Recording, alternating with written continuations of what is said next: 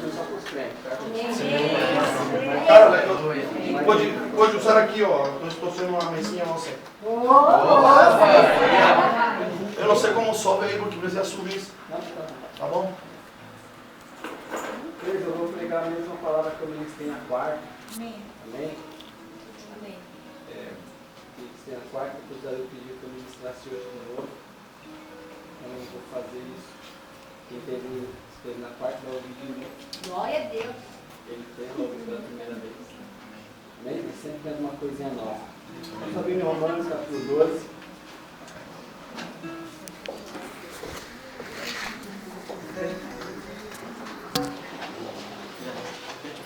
Romanos 12.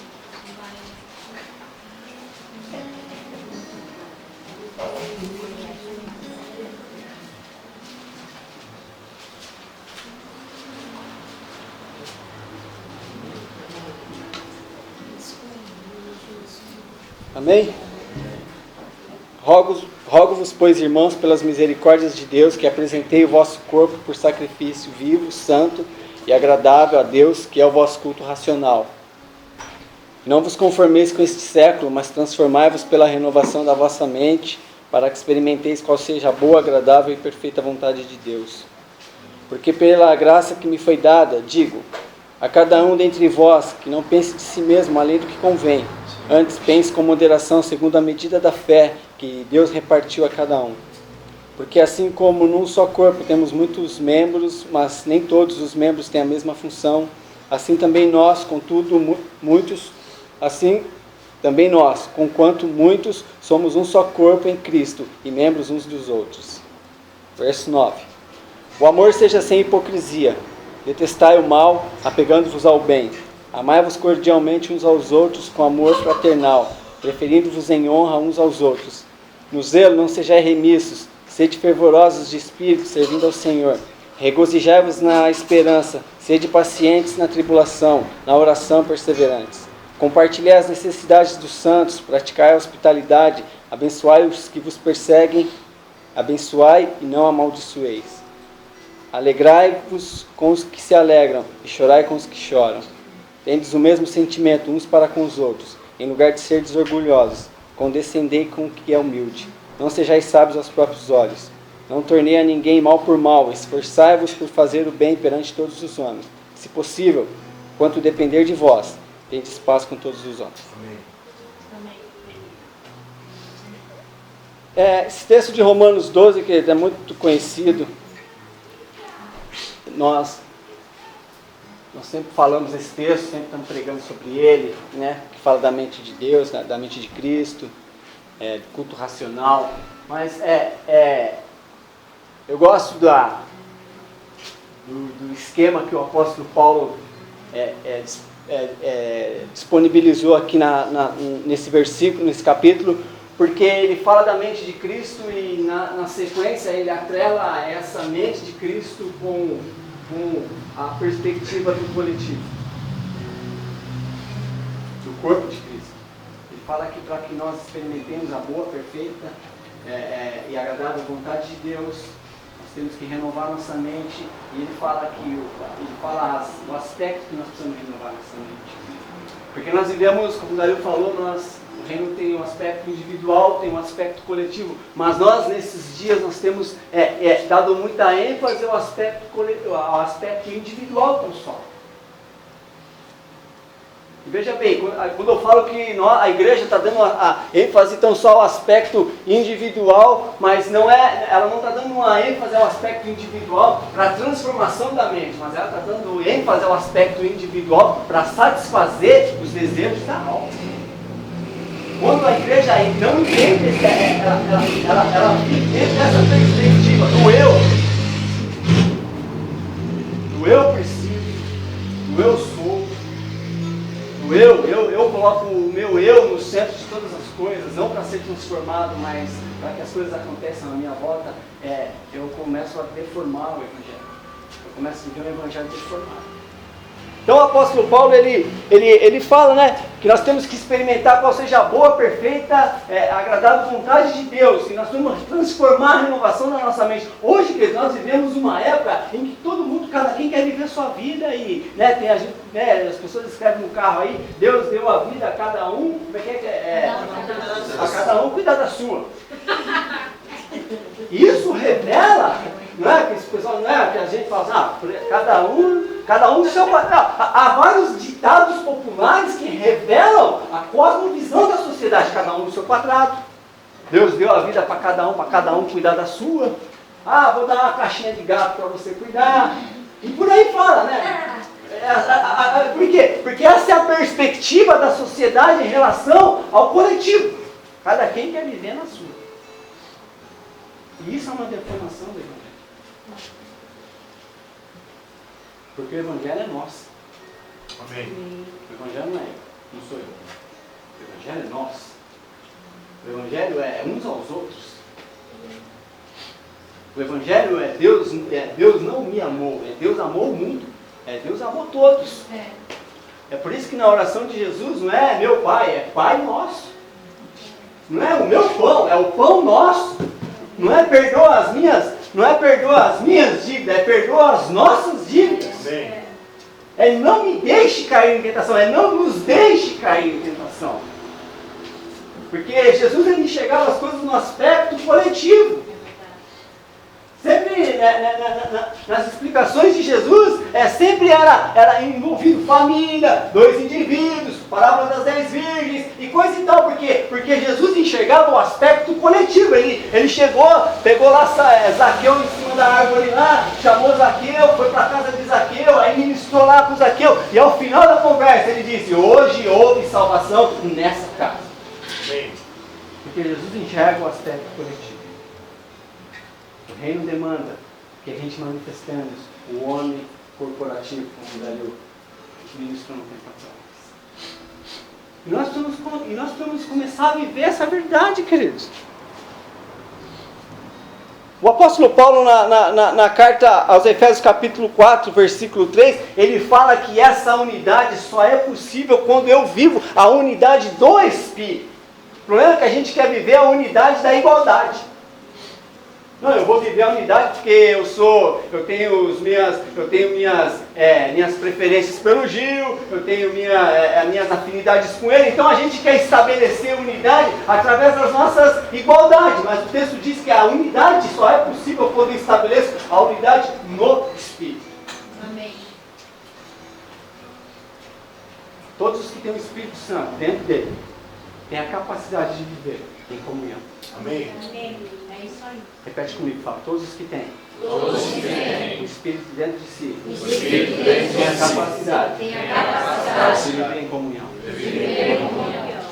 Sabe que quando o Espírito Santo entrou dentro de você lá levantou a mão, aceitou Jesus, se confessou lá no seu quarto, seja onde for. Quando você entendeu a mensagem do Evangelho e você aceitou o sacrifício de Jesus, o Espírito entrou dentro de você, você se tornou habilitado a viver a comunhão dos santos. Amém. Verdade, sim. Porque a gente acha que isso é processual. Não, querido, a comunhão não depende de nós, a comunhão depende do Espírito que está em nós. Porque às vezes a gente quer fazer as coisas para a gente quer, as igrejas elas não conseguem se unir porque elas querem fazer as coisas do jeito dela. Não, queridos, o problema é que a gente não tem a unidade do Espírito.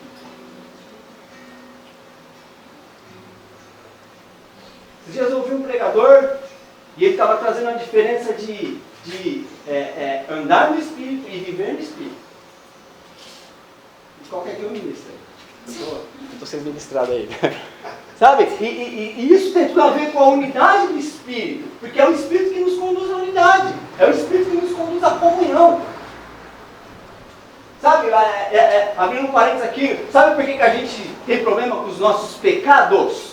Como o Dario colocou, porque a gente acha que Jesus está por lá de fora e a gente tem a nossa vida. Queridos, ouça com muita maturidade. Jesus não chamou a gente para ter relacionamento com Ele. Jesus chamou a gente para sermos um com Ele. Amém. É a mesma pessoa. Ouça isso e faça a diferença aí na sua cabeça aí. Jesus chamou para que eu seja um com Ele. Então a gente vive um evangelho alienado. A gente acha que Jesus está fora e Jesus ele entra dentro de mim, ou o Espírito Santo ele entra dentro de mim. Quando eu me ajoelho no meu quarto, quando eu oro, falo assim, Jesus, obrigado por mais um dia que o Senhor esteve comigo. Parece que aí Jesus entra dentro de mim. Ou quando eu vou fazer uma oração, parece que Jesus está pro lado de fora e eu estou em a minha vida. E não funciona assim, eu sou um com Ele. E a gente vive esse aspecto, isso se revela no aspecto coletivo de nós como corpo, cada um vive na sua. Sabe que do aspecto do homem corporativo ele tem um poder extraordinário, ele consegue unir gerações. Está escrito isso na Bíblia, querido? Adriano, está escrito na Bíblia. Jesus, na oração de Jesus, lá em João capítulo 17, Jesus estava orando junto com os discípulos e Jesus orou assim, Jesus falou assim, eu oro por estes e oro por aqueles que virão a crer, para que todos sejam.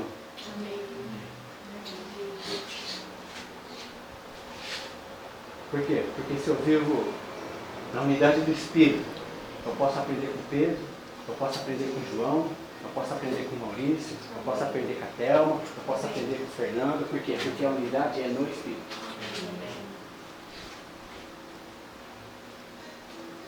E a ideia de Deus que ele sempre vai privilegiar o coletivo. O homem estava vivendo lá, Deus cria todas as coisas, né? E Deus criou um bichinho e criou uma bichinha. Não, vamos mais aqui. Deus criou...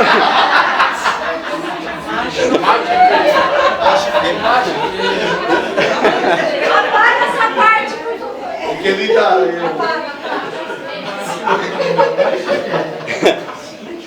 Vocês estragam tudo, porque vocês começam a dar risada. Deus cria lá um animalzinho macho e cria um animalzinho fêmea. Deus cria o cavalo e cria a égua. Cria o sapo e cria a sapa. Cria o coelho e cria a coelha. Cria esse e cria aquele. E ele fala, nossa, tudo muito bom, mas ele cria o homem é só homem. E o texto fala que Deus vinha todos os dias se relacionar com o homem, vinha lá e eles conversavam com Adão, não sei o que eles conversavam, todo dia Deus ia lá, na viração do dia, e conversava com o homem e tal, e eles estabeleciam uma comunhão. Mas chegou um dia que Deus olhou aquele cenário, que Deus falou assim, não é bom que o homem seja só. Mas Deus não ia lá todo dia. É mesmo? Porque quando eu não tenho próximo para me relacionar, quando eu não me relaciono com os semelhantes, só Deus me basta. Deus falou. Foi ele, não foi eu. Você quer brigar com a Bíblia, vai lá e briga lá. Ele olhou e falou assim, não é bom que o homem esteja só. Mas todo dia Deus ia lá. Mas ele não tinha semelhante para ele se relacionar. Não tinha gente para ele se afiar. Sabe o que? O Evangelho de Jesus é um Evangelho para a gente, para melhorar a gente. Sabe, muitas vezes a gente entra né, a gente que é mais antigo aí, né? A gente não, as pessoas que são mais antigas aí. Fale por você. As pessoas entram para ministérios e elas acham que elas vão se relacionar com almas. Não, porque Deus quer almas, Deus quer almas, quer almas, quer almas. E aí a gente vive uma igreja fantasmagórica, porque só tem alma não tem nada aqui dentro. Por quê? Porque as pessoas não sabem lidar com as questões da vida. E se esquece que o Evangelho de Jesus veio para cuidar de gente. Veio para ensinar gente. E o Evangelho de Jesus não veio para salvar almas, o Evangelho de Jesus veio para vivificar o nosso espírito. Amém. Essa é a verdade que nós temos que entender. A gente fica, porque Deus é o Evangelho, Deus quer almas, eu vou buscar almas, serei um pescador de almas. Aqui alma nada, cara. O Evangelho de Jesus veio para mudar a gente. O Evangelho de Jesus veio para nos ensinar a conviver, a ter a vida comunitária. Amém. É isso. Sabe, o Evangelho de Jesus fala que o joio e o trigo cresceram juntos. Cresceu junto. Muitas vezes o irmão é de frente da gente e a gente já quer excluir eles, querido. O Judas estava lá desde o primeiro dia e foi Jesus que escolheu ele. Não foi o diabo que enviou, foi o Jesus que escolheu ele. E Jesus ficou com ele até o último momento para que ele mudasse as convicções dele. E muitas vezes o nosso irmão é diferente da gente e a gente exclui. É verdade.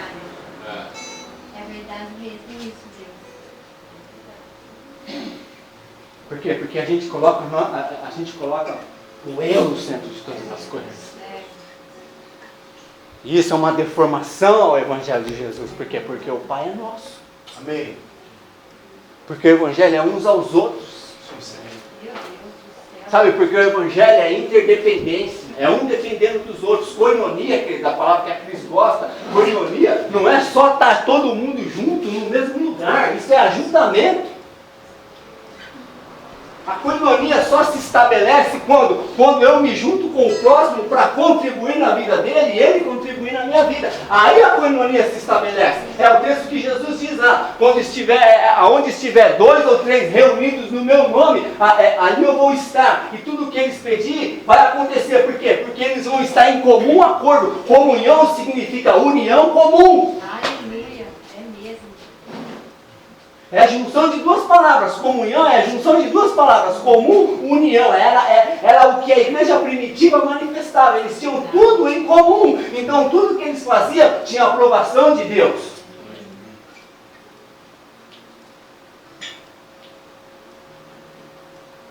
Porque muitas vezes a gente fala de comunhão, mas a gente só vive ajuntamento. E o pior é que muitas vezes os nossos ajuntamentos, ao invés de melhorar a gente, piora. Essa foi a queixa de Deus lá para o povo de Israel, lá no capítulo 1 de Isaías. Deus falou assim, vocês se ajuntam, vocês sacrificam, vocês fazem isso, vocês fazem aquilo, mas vocês não transformam ninguém, cara. O que vocês aprendem dentro, vocês não levam para fora. Por quê? Porque o que vocês têm que fazer quando vocês sacrificarem, o que vocês têm que fazer quando vocês trazerem as vossas ofertas, queimarem o incenso, isso tem que se manifestar quando vocês derem atenção aos órfãos, às viúvas, aos desabrigados. Está escrito lá, Isaías capítulo 1, Deus reprovou o ajuntamento deles. Por quê? Porque aquilo que eles aprendiam dentro da reunião não era manifestado fora. Eles se tornavam piores do que eles eram.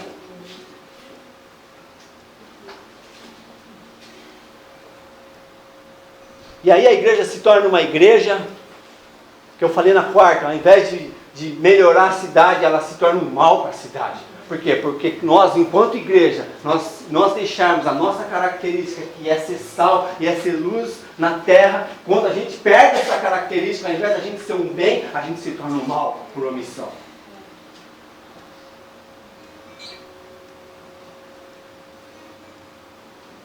Por quê? Porque a igreja está sempre tratando eu. A igreja é egoísta.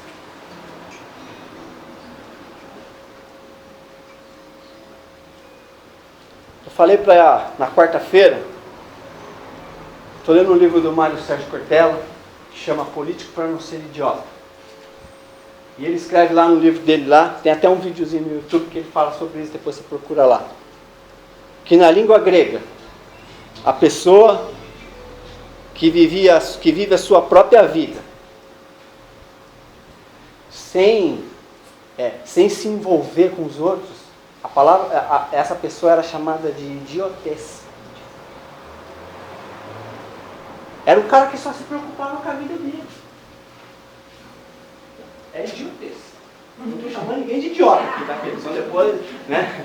O irmão lá pregou, falou que a gente é idiota. Não, está escrito a língua grega. O cara que não participava, o cara que não abria, só vivia a sua vida privada, só vivia o seu mundinho, só olhava o seu umbigo, só enxergava os seus problemas, não tinha outra perspectiva de nada, eles chamavam de idiotez.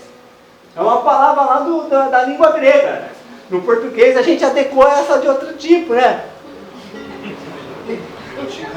Virou um xingamento no português.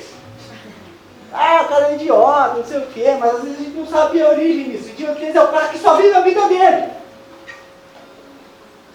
Que é o contrário do político. O político é o cara que vivia a vida dele, mas em um determinado momento ele deixava a vida dele para contribuir com a polis. Político não tem a ver com partido.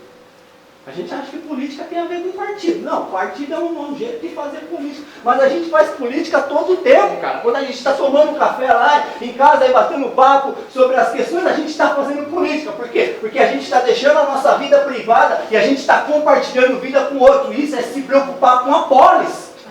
com um conjunto, com a diversidade. A gente tem que aprender a lidar com a diversidade, querido.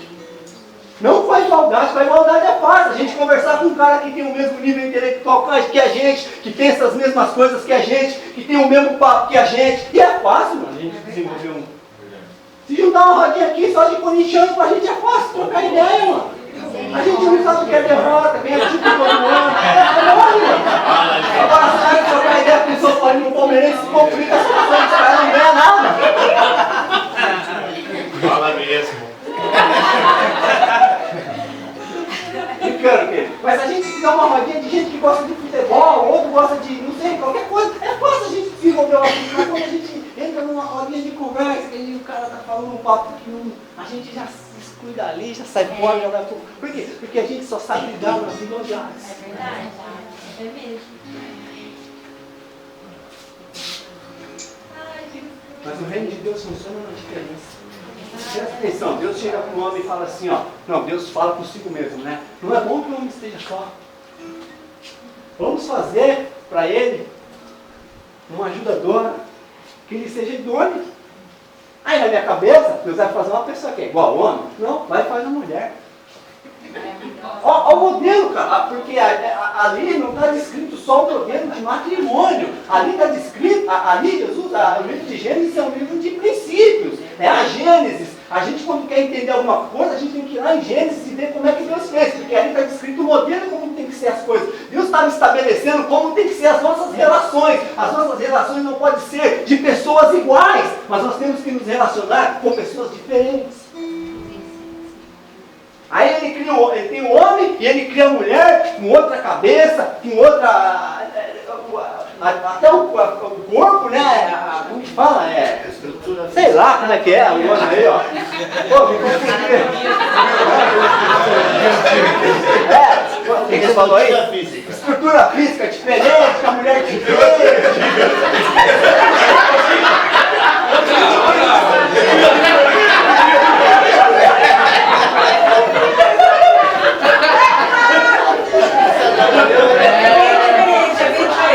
A gente entendeu, né?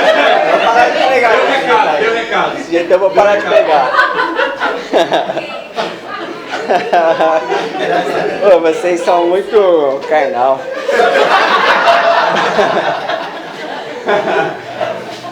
Aí meu vai lá.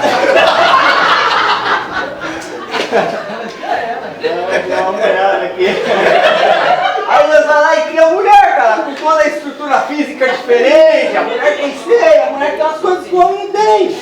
O temperamento da mulher é diferente, a cabeça da mulher é diferente. Então se pega esses dois que é totalmente diferente, fala, vocês vão viver debaixo do mesmo teto. Por quê? Porque esse é o padrão estabelecido para relacionamento, para a vida comunitária.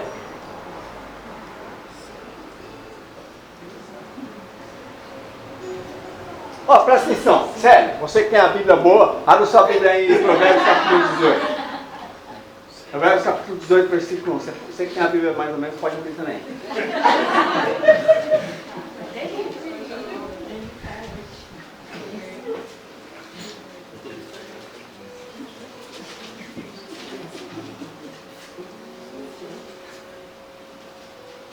Provérbios capítulo 18, sério, pode ler, por favor. O egoísta que só olha para o próprio umbigo é uma afronta à vida em comunidade. Eita! Vê mais alto, sério. Não, fica de pé, para ver. O egoísta que só olha para o próprio umbigo é uma afronta à vida em comunidade. Cara, olha.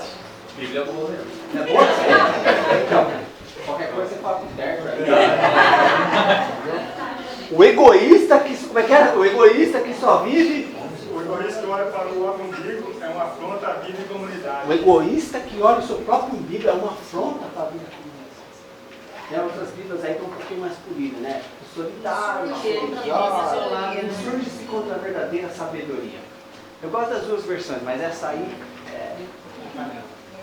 deu no meio. O cara se insurge contra a vida comunitária. É uma afronta, é uma deturpação, é contrário ao princípio de Deus. Não vai conseguir chegar a lugar nenhum. vai viver, o apóstolo Paulo usa um termo, ele vai viver alheio à vida de Deus. Por quê? Porque um cara que consegue viver fora do contexto comunitário, ele não entendeu a unidade do Espírito. Que está escrito lá em Efésios 4:3, ele não entendeu. Ele vive uma vida paralela. Eu falei lá na quarta-feira que a igreja tem vivido, nós como igreja temos nos tornado uma igreja de paralelos.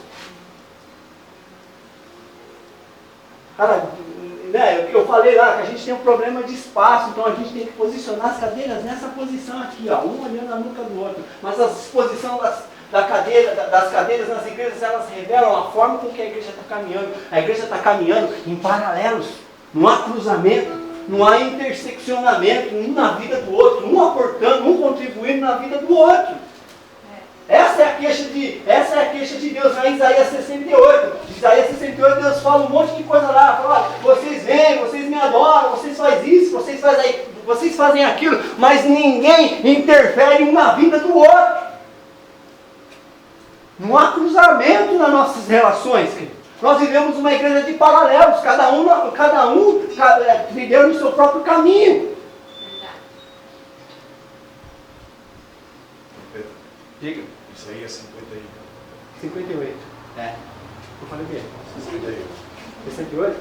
Então tá, 58. 68 não tem. Isaías 58, essa é a verdade. Não há cruzamento, não há quem interfira um na vida do outro. Não há quem contribua um na vida do outro. A gente vê o irmão e caindo no buraco e a gente deixa ele ir, sabe por quê? Porque a gente vive numa comunidade de paralelos. Jesus, ele cruzava o caminho das pessoas. Jesus cruzou o caminho da mulher samaritana. Jesus cruzou o caminho do cego Bartimeu. Jesus cruzou o caminho da mulher cananeia. Jesus cruzou o caminho da mulher lá de Samaria. Jesus cruzava o caminho. Amém. Eu falei aqui, tem uma brincadeira lá, sabe por que tem frango nas encruzilhadas? Porque não tem crente lá. Porque se tivesse crente lá não ia ter espaço para ter frango na macumba no pessoal. Porque a gente já está lá nos caminhos cruzados. E o Dario até trouxe uma reflexão para a gente que o Evangelho começou com uma cruz. Cruz tem tudo a ver com a gente, que nós temos que aprender a cruzar um na vida do outro. Sabe, nós temos que aprender a estabelecer redes de relacionamento.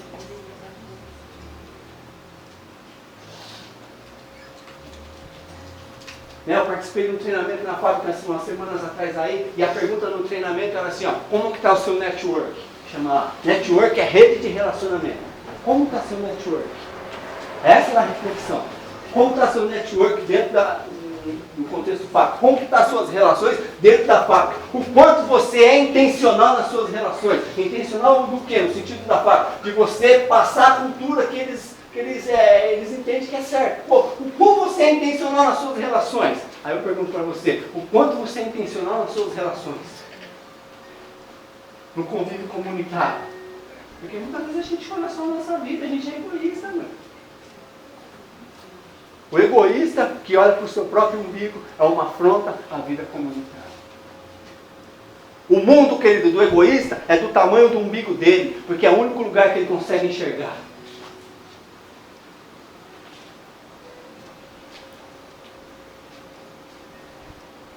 Vou fazer uma pergunta aqui que eu fiz lá na quarta. Nós temos dinheiro? Sim. Hã? Temos. Temos. Quando eu perguntei agora, nós temos dinheiro, você que não teve na quarta, a primeira coisa que você pensou, eu não. Hã? Não precisa falar, mas você pensou. Você sozinho não tem, querido. Mas se junta com o que eu tenho. Se junta com o que o Rodrigo tem. Se junta com o que o Leandro tem. Com o que o Ricardo tem. Com o que o Maurício tem. Com o que o Vitor tem. Com o que o Leandro tem. Com o que a Miriam tem. Com o que a Denise tem. Com o que todo mundo tem. A gente tem dinheiro. É mesmo. Nós temos saúde? Temos. Aí você fala assim, não, eu não tenho, eu sou doente. Não, mas nós somos corpo, nós temos Amém. saúde. Nós temos entendimento? Temos. Aí você fala, não, mas eu não entendo nada que esse cara prega. Não, mas aqui tem gente que entende. O problema é que a gente vive na perspectiva do eu, do que eu tenho, do que eu posso, de onde eu estou. A gente nunca vive na perspectiva do todo. Porque quando eu olho dentro da perspectiva do todo, eu entendo que eu posso todas as coisas. Por quê? Porque aquilo que faltar em mim, o meu irmão tem. Aquilo que faltar no meu irmão, eu tenho. Porque isso é relacionamentos interdependentes. Isso é relacionamentos maduros. Mas presta atenção. Quando a gente era bebê, quando a gente nasceu, a gente vivia um relacionamento de dependência. Quando o nenenzinho nasce lá, ele gosta da mãe, ó, as mamães aí tá, me perdoem, tá? Mas ele gosta da mamãe, não é porque é a mamãe, ele gosta da mamãe por causa do peito. É verdade, né, Kézia? Toda hora o neném tá lá e ele quer. Aí você tira, aí você põe de novo, o tempo todo. Ele gosta da mãe, por quê? Por causa do peito. É verdade. Isso é um relacionamento dependente. Depois ele vai criando laços e tal. Porque ele não tem discernimento ainda total das coisas. Então esse relacionamento é de dependência. Por quê? Porque é o que a mãe pode oferecer para ele. Ela pode oferecer outras coisas, mas na cabeça dele ela só pode dar leite para ele. Aí a criança cresce, chega na fase adulta, na fase adolescente. Aí o adolescente quer ganhar o mundo. Quer conhecer as coisas, ele quer ser independente, ele quer conhecer todas as coisas. Todo mundo que já foi adolescente. Saindo ainda da adolescente. Todo mundo foi adolescente aqui. O cara quer conhecer o mundo, ele quer descobrir as coisas, ele quer se tornar independente, ele não quer mais estar com os pais, né? Os pais começam a achar estranho, quer falar, meu filho, meu neném cresceu, que não sei o quê, não quer mais sair comigo. Por quê? Porque ele atingiu um nível de que ele quer ser independente. Mas há um nível de maturidade. A pessoa, quando ela se torna adulta, ela se torna interdependente. Ela começa a entender que ela precisa do outro, que o outro precisa dela. Esse é o nível de relacionamento maduro. Amém. Nós estamos aqui porque nós precisamos uns dos outros. E o egoísmo, querido, eu vou ser bem rápido hoje, eu acho. O egoísmo, ele deforma o evangelho, isso eu não falei na quarta, isso é coisa nova, hein? O egoísmo, ele deforma o evangelho em 3 aspectos. Primeiro aspecto que o egoísmo deforma o evangelho. O egoísmo deforma o evangelho no aspecto missiológico. A igreja deixa de viver o id para viver o vinde. É uma deformação do aspecto missiológico. Eu deixo de ir, e quando eu falo de missão, eu não falo de missão de fazer missão, de ir para Moçambique, igual a Roberta faz, de ir para outros lugares. Não. O aspecto missiológico que a Bíblia fala é de eu ir até o próximo. É de eu me achegar ao meu próximo. E quem é o seu próximo? O seu próximo é quem? É sempre quem está perto. É sempre esse aqui é o meu próximo. Aí saiu dali, chega aqui atrás, essa aqui é o meu próximo. Isso, a gente deixa de viver o aspecto missiológico, quando a gente vive o egoísmo, a gente deixa de viver esse aspecto. A gente abandona o id e a gente só fica no 20. Eu estou aqui murcho, eu falo, não, alguém tem que vir aqui, não tem profeta nessa casa? Então Deus tem que revelar o profeta vir até a mim. Por quê? Porque a gente não entende o aspecto corporativo. O texto lá que nós lemos de Romanos diz assim, ó, compartilhai as vossas necessidades uns com os outros.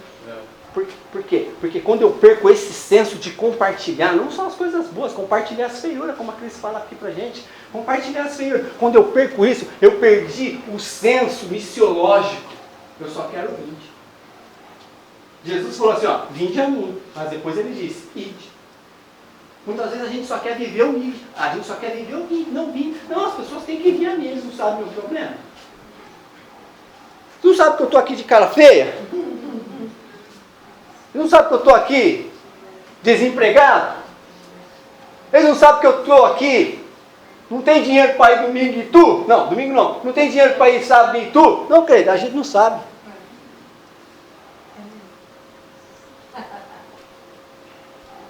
A gente não sabe todas as coisas. A coisa é que se você não falar, a gente é corpo, mas a gente não é onisciente.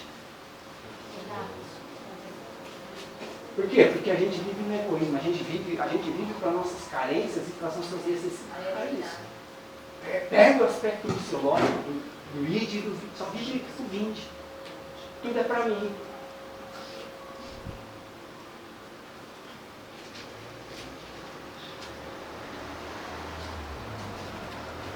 Na igreja tem um monte de gente que passa necessidade.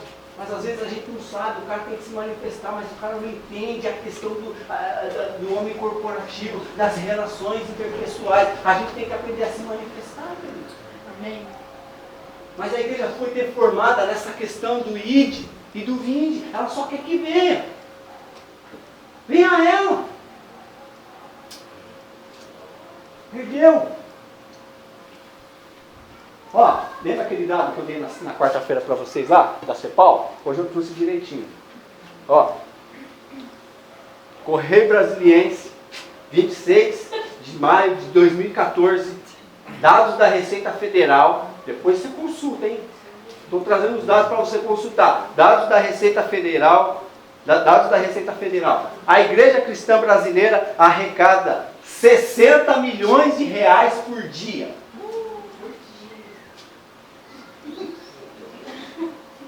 Isso significa, eu não lembro o que eu estou falando na quarta-feira, mas acho que eu falei um pouco a mais aqui.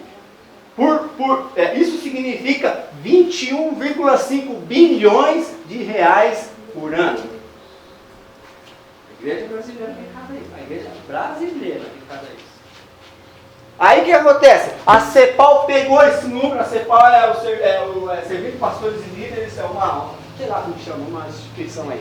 É séria a CEPAL, sabe, tá, querido? A CEPAL pegou esses números e dividiu pela quantidade de cristãos no Brasil, e ela chegou ao número de quanto o brasileiro investe em missões no ano. E pasmem os que não estavam quarta-feira. R$1,23 por ano cada cristão investe em missões. Uma igreja que arrecada 21,5 bilhões por ano, investe cada cristão R$1,23 em missões. Onde é que está indo esse dinheiro?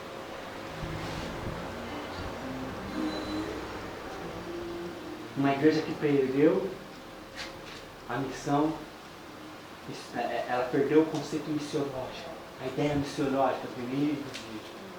Ela só quer que venha. Estou falando que ninguém está roubando dinheiro. Estou falando disso. Estou falando que esse dinheiro é investido para satisfazer, para dar um bem-estar para as pessoas. Aí você pega o IDH lá, que é o Índice de Desenvolvimento, o Brasil ocupa a 75ª posição. Por quê? Porque não tem escola, porque não tem saúde, porque não tem nada, cara. Sendo que a igreja como que o Dário fala? É o aparelho ideológico, é o aparelho que vai expandir a ideia do compartilhar, da distribuição. Mas não, a gente retém. Aí a gente culpa o PT, culpa esse, culpa aquele outro, quando na verdade a igreja perdeu o aspecto missiológico, ela não vai mais até as pessoas, ela quer que as pessoas venham até ela. Isso é danoso ao Evangelho de Jesus. Jesus chegava para as pessoas e Jesus pregava, e quando ele terminava o sermão dele, ele olhava e ele se compadecia das multidões, e ele pegava um pouco que as pessoas tinham, ele entregava nas mãos dos discípulos e falava para os discípulos: repartem. Ele mandava os discípulos repartir. Hoje, querido, se nós estivéssemos num lugar lá de religião, na porta do templo, nós poderíamos falar para aquele povo: nós temos prata e ouro. Nós como igreja, nós poderíamos falar para ele: nós temos prata e ouro. Nós como igreja, nós não teríamos mais autoridade para falar: levanta e anda. Por quê? Porque perdemos um aspecto missiológico.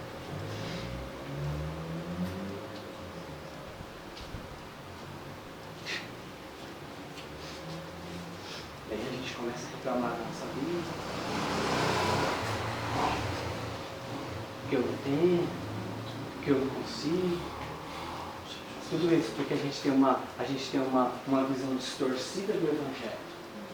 Porque a gente tem uma visão distorcida de comunhão. A gente tem uma visão distorcida do homem corporativo.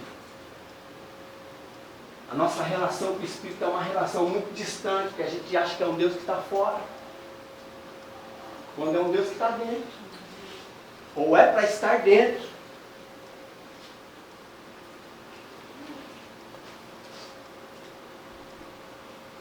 Outra coisa que o egoísmo faz, ele deforma o Evangelho no seu aspecto conceitual. A gente começa a distorcer os conceitos de igreja, para a gente virar um lugar.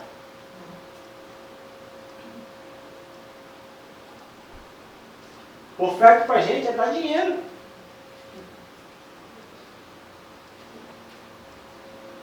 Oração para a gente virou sinônimo de petição. De pedir as coisas. Sabe, por quê? Porque a gente só começa a olhar para as nossas necessidades. A gente só consegue olhar para as coisas que nos faltam. Aí a gente começa a deturpar os conceitos bíblicos. A gente começa a trazer isso para a nossa vidinha, para o nosso egoísmo, para dentro do nosso umbigo. E isso vai trazendo uma deformação. Terceiro aspecto.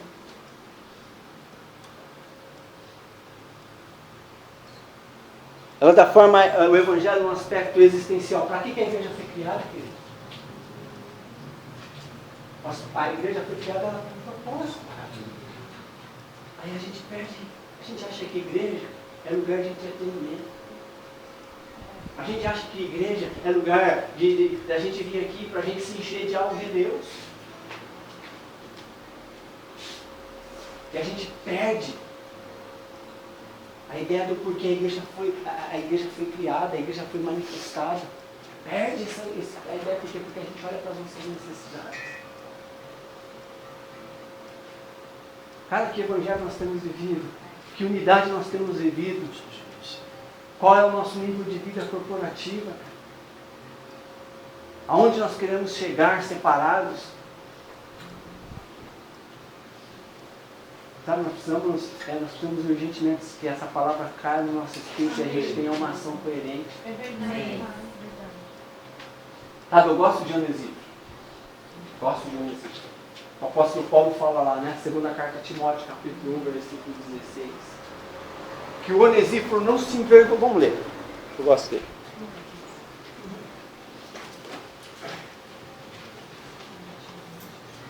Segunda carta a Timóteo, capítulo 1,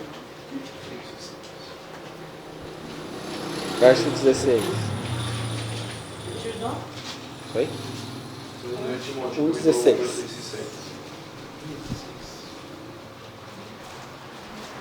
Bem, vou ler aqui, ó. Conceda ao Senhor misericórdia à casa de Onesíforo, porque muitas vezes me deu ânimo e nunca se envergonhou das minhas algemas.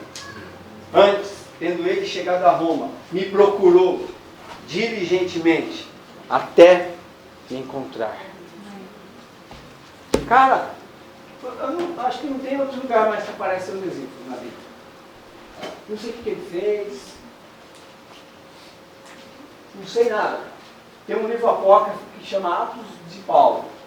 E nesse livro apócrifo diz que Onesíforo conheceu o Paulo quando ele era Saulo.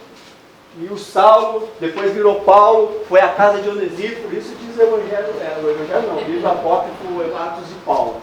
E depois ele conheceu o Paulo se converteu, foi à casa de Onesíforo, pregou o evangelho para Onesíforo se converteu. Eu não sei se essa é a verdade, mas tem uma história que roda por aí. Mas a Bíblia não fala mais nada de Onesíforo. Mas o apóstolo Paulo, ele fala assim: conceda misericórdia à casa de Onesíforo, porque muitas vezes ele deu ânimo. Tem alguma tradução que diz assim, que muitas vezes me recriou? Tem alguma aí? A sua? Lê para nós aí, já.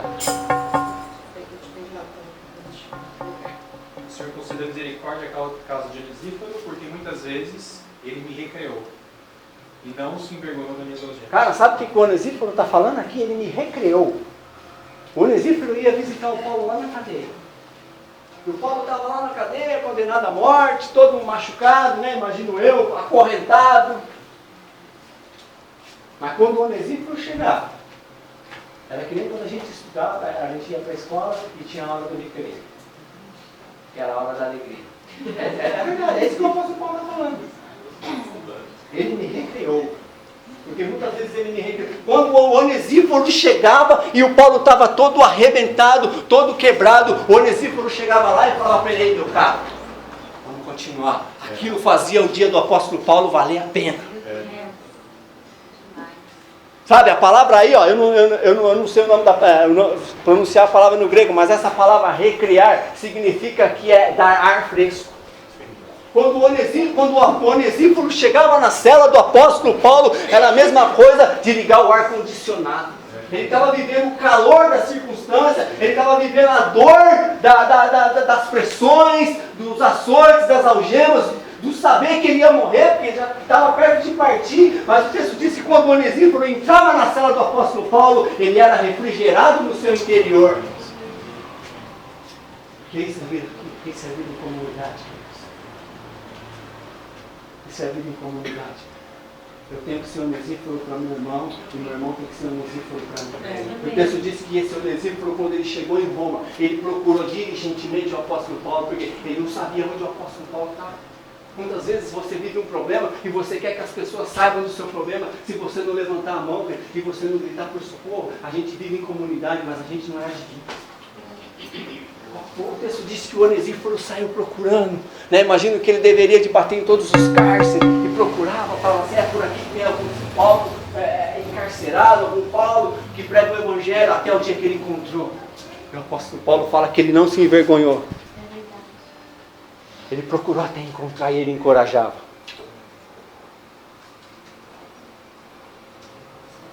Sabe, muitas vezes o nosso irmão está do nosso lado, cara.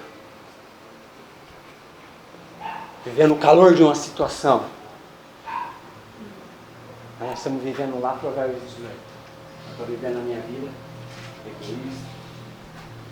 Para quem que eu posso ser o ar-condicionado que traz refrigério? Para quem, cara?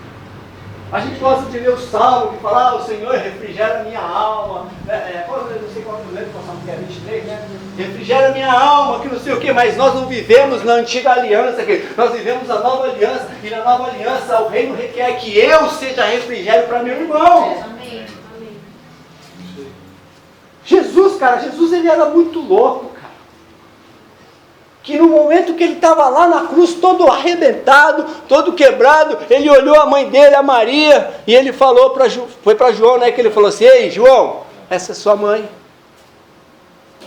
Ei Maria, esse é seu filho. Cara, ele conseguia dar consolo ainda pregado na cruz.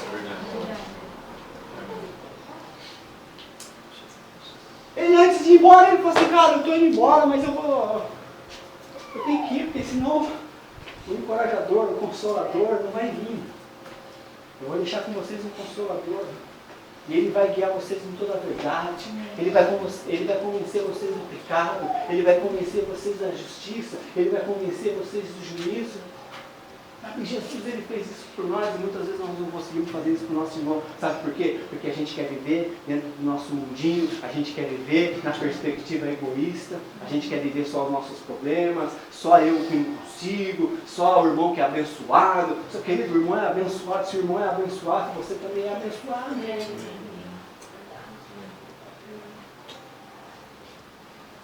Sabe, muitas vezes a gente não consegue sentir a dor do irmão. O texto lá que nós vemos de Romanos fala que nós temos que alegrar com os que se alegram, chorar com os que choram. Muitas vezes a gente não se alegra com ninguém, não chora com ninguém, a gente vive o nosso mundo. A gente é igual a prótese. Estou terminando a mensagem. A gente é igual a prótese. Já viu uma pessoa que tem prótese? Qualquer coisa de prótese, de dente, de perna, de braço, de dedo, qualquer tipo de prótese. A prótese, querido, ela tem uma função, não tem? Tem um cara lá no rodeio que ele corre mais que eu, mas é de prótese. A prótese, ela tem uma função, mas ela não tem a vida. Enquanto o corpo inteiro está sentindo uma dor, a prótese não está, ela continua fazendo a função dela igual. Muitas vezes nós nos tornamos prótese, entre aspas, no corpo de Cristo. Às vezes o irmão está se alegrando e a gente está alheio à alegria dele. O irmão está chorando e a gente está alheio. Mas eu estou fazendo no ministério. Eu estou fazendo a minha obra. Eu estou fazendo isso. A gente tem uma função, mas não tem a vida. O reino demanda a vida de Cristo em nós. Amém. Amém? O Pai é nosso. O pão é nosso. Perdoa as nossas dívidas. Não nos deixe cair em tentação. Livra-nos do mal. A oração, a gente conseguiu dentro de uma oração que Jesus ensinou, cara. Porque a gente ora, a gente lê o que está escrito, mas interpreta de forma individual. A gente lê Pai Nosso, mas a gente está falando meu Pai. A gente lê, perdoa a nossa dívida, mas a gente está falando, Deus, perdoa a minha dívida. Livra-me do mal, não é livra-me do mal, livra-nos do mal. Por quê? Porque se o meu irmão ele for atingido por um mal, se o meu irmão for cair em tentação, eu caio junto com ele, porque é uma parte do corpo que está caindo. Mas a gente quer viver a nossa vida. A gente quer viver cada quem no seu quadrado. A gente quer viver ali uma vida corporativa. Ou a gente quer viver uma vida só conceitual. Como eu falei, durante anos a gente cantou que nós éramos corpo e família. Mas a gente cantava de boca pra fora.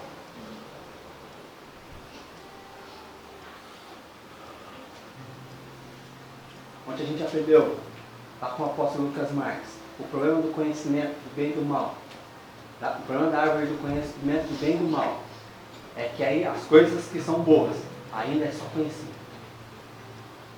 Não há vida. Ah, mas a árvore tem conhecimento. A árvore é conhecimento do bem e do mal. A outra é a árvore da vida. O que nós precisamos não é de conhecimento das coisas boas. O que nós precisamos nesses dias é da vida de Deus.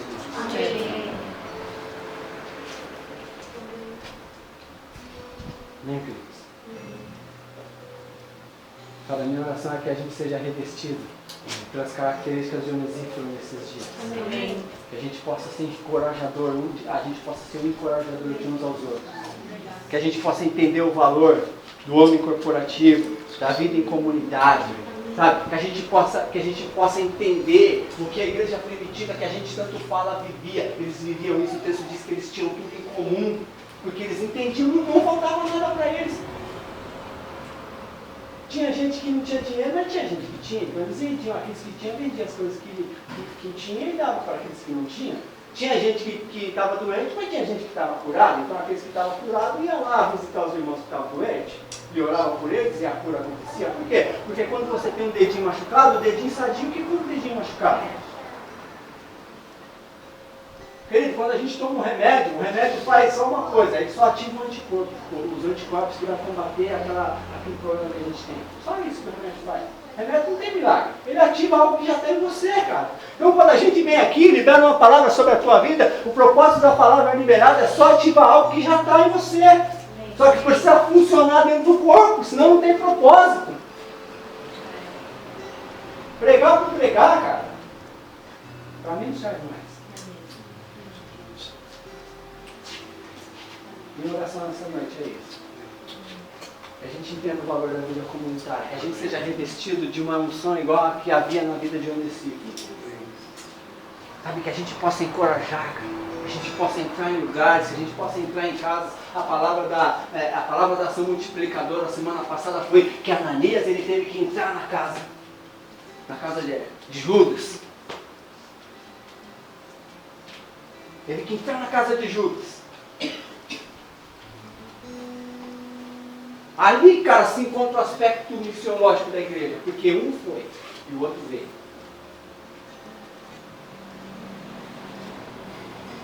O apóstolo Paulo foi lá, né, na casa de Judas, o Judas dos seus... Se fosse a gente ia ficar com medo deles.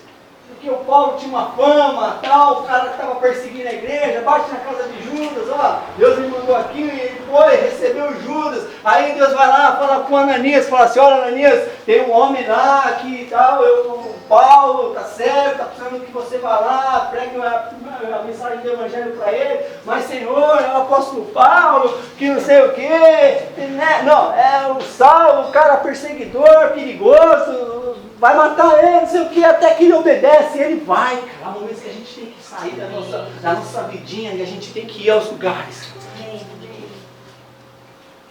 A gente tem que ir aos lugares. Sabe, Deus quer colocar a gente em coisas complexas, cara. Sabe, Deus quer tirar a gente dos nossos probleminhas e Ele quer colocar a gente para resolver coisa grande. Mas a gente quer ficar ali. Não, Deus. Sou eu não. Não, Ananias, o texto diz que o Ananias se moveu até a casa de Judas.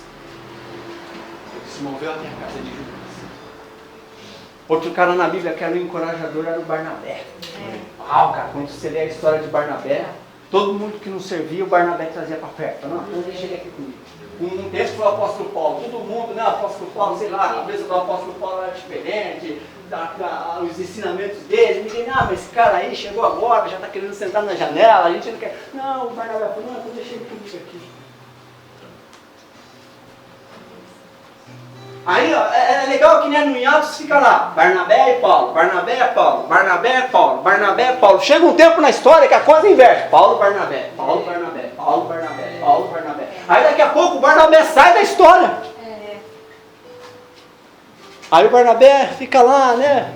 O Barnabé é aquele cara que fica na moita, querido. É o cara intencional, ele fica olhando. Aí chega lá o João Marcos, o apóstolo Paulo, ó, esse aí, meu, esse aí eu não quero não, esse eu não vou comigo não. Nairão, isso aí, quem quiser pegar, pega. Aí vai lá o Barnabé, não, vem cá. Pega o Barnabé, pega o João Marcos. Vem cá. Pega o João Marcos, ensina o João Marcos. Encoraja João Marcos. Contribui. Sabe, ele cruza o caminho de João Marcos. Assim como ele cruzou o caminho do apóstolo Paulo, ele cruza o caminho de João Marcos. Ele contribui na vida de João Marcos. Ele se derrama na vida de João Marcos. Aí lá no final da vida do apóstolo Paulo, o apóstolo Paulo fala assim, manda-me chamar, traz-me João Marcos, porque ele será o último ministério. Esse é o papel que nós temos que ter, cara, na vida corporativa. A gente tem que contribuir na vida dos outros. A gente tem que trazer para perto. Sabe o que isso daí? Eu ouvi o Dario falando isso há muitos anos atrás. Ninguém é tão pobre que não tenha nada para oferecer. Cara, ninguém é tão pobre que não tenha nada para contribuir na vida dos outros. Cara, no mínimo um abraço, no mínimo uma visita. No mínimo isso.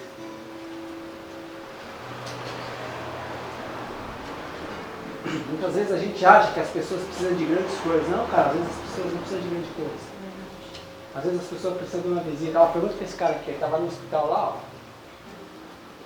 Você podia falar, eu não sabia o que ia fazer com o braço dele, se ia cortar, se ia dar jeito, se não ia, né? Gil? Sei lá o que ele dizia. Eu também não sabia o que ia fazer com o braço. Ele estava lá no hospital. Se você chegasse para ele e falasse assim, cara, você quer R$1 milhão? Não, cara, ele não ia querer, ele precisava saber o que ia fazer com o braço dele. Olha, o Leandro que está ali atrás, ali, ó, todo dia que ele estava de folga, ele saía aqui da casa dele, ia lá no hospital do Cefac de São Paulo. Surpreendia o Gil. Todos os dias. Todos os dias que ele estava de folga, ele ia lá. E o Gil não tinha condição de coçar as costas, o Leandro pegou uma mãozinha. É verdade. O Gil não conseguia coçar as costas, né? Porque quer dizer, não conseguia coçar. O Leandro levou uma mãozinha lá para ele coçar as costas. Né? Isso me faz lembrar o Onesíforo de novo, cara. O Gil lá no hospital, longe de todo mundo. E é muito interessante, cara, aquelas histórias, elas, sabe, por isso que eu falo que a vida comunitária, ela une gerações. Porque, olha, o Gil estava longe de todo mundo. O apóstolo Paulo, antes de fazer menção de Onesíforo, no final da primeira carta, ele fala assim, ó, todos me deixaram.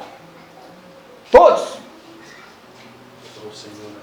Só o Senhor me assistiu. Ele diz, todos me deixaram, só o Senhor me assistiu. Um foi para a Galácia, outro se envolveu com as coisas do mundo, esse, aquele. Mas chega lá na história, porque ele estava dando conselhos para Timóteo. Mas chega no finalzinho, ele fala assim, ó, mas tem um cara, Onesíforo. Siga o exemplo de Onesíforo. Não abandone as pessoas. Né? A gente estava todo mundo aqui, cara. Tudo longe. A gente estava lá em São Paulo, a gente estava em Mogi. Saía daqui, ó. Um cara, Onesíforo, entrava lá naquele quarto do Cefaco. E quando ele entrava lá, era o ar refrigerado que o Gil estava precisando. Ele não precisava de dinheiro. Ele não precisava de mais um remédio. Ele não precisava de falar assim, ó, o Senhor é contigo, varão valoroso. Ele não precisava nada disso. Ele precisava de um cara para ir lá, jogar a conversa fora com ele. Sabe, cara, até quando a gente vai achar que a gente não tem nada para oferecer. Cara, às vezes um abraço faz uma diferença que a gente não tem ideia. Às vezes você não chama a pessoa para ir na sua casa, porque você fala, cara, eu não tenho nada para oferecer, cara, às vezes um copo de água. Uma xícara de café. Coisas, sabe, cara, são coisas. O Evangelho, aquilo que eu falei, o Evangelho de Jesus. O Evangelho de Jesus não é um Evangelho pra gente, meu. A gente quer distanciar o Evangelho de Jesus, e o apóstolo Paulo falou assim, olha, vocês tomem cuidado para vocês não fugir da simplicidade do Evangelho. O Evangelho é compartilhar a vida, o Evangelho é repartir, o Evangelho é compartilhar, compartilhar, é curtir. Mas não é curtir, compartilhar no Facebook. É curtir, compartilhar no tete a tete, no face to face.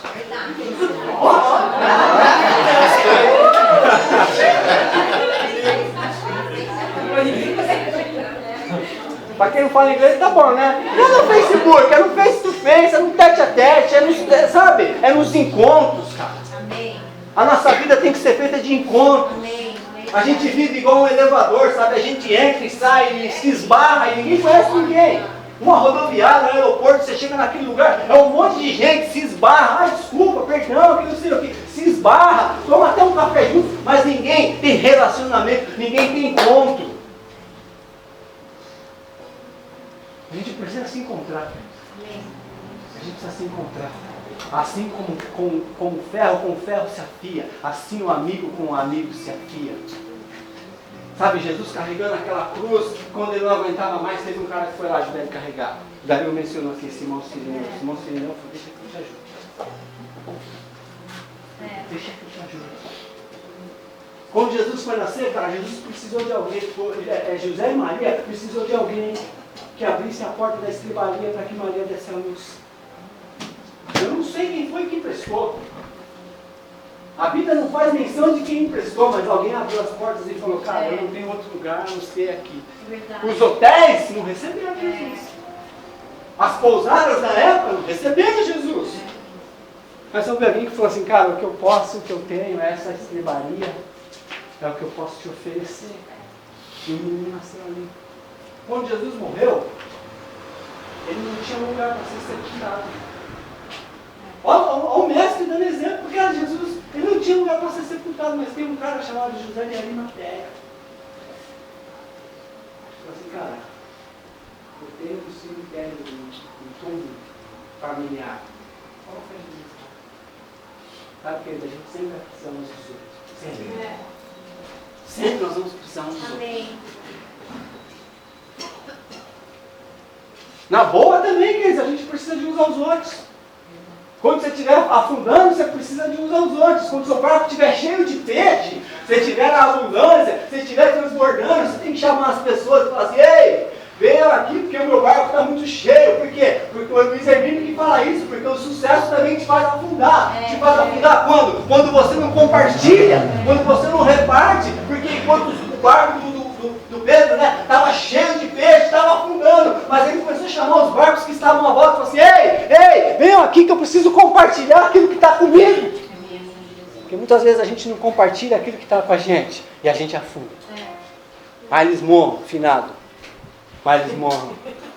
Ele fala que o lugar mais rico que tem no mundo é o cemitério. Porque no cemitério estão enterrados projetos extraordinários. Tudo que coisas de maior valor estão lá dentro do cemitério, porque as pessoas não compartilharam ideias, dinheiro, tempo. Amém, queridos? Deixa o Espírito ministrar essa palavra para você. Amém? É isso. Senhor, oramos, Pai,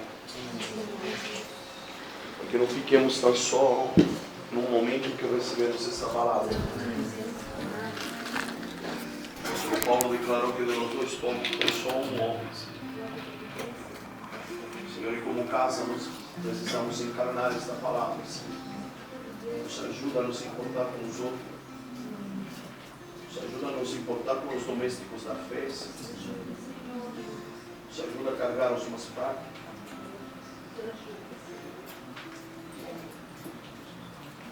Nos ajuda, Senhor. Nos faz entender, Senhor, que todos nós precisamos uns dos outros. Mesmo aqueles que têm a aparência de mais fortes e mais corajosos, mais aguerridos e mais tudo mais, Senhor. Nos ensina a percorrer o caminho comunitário, Senhor. Nos ensina um caminho de ter todas as coisas em comum. Nos vai romper, Senhor, a nossa bolha, Pai. Nos ajuda, Senhor.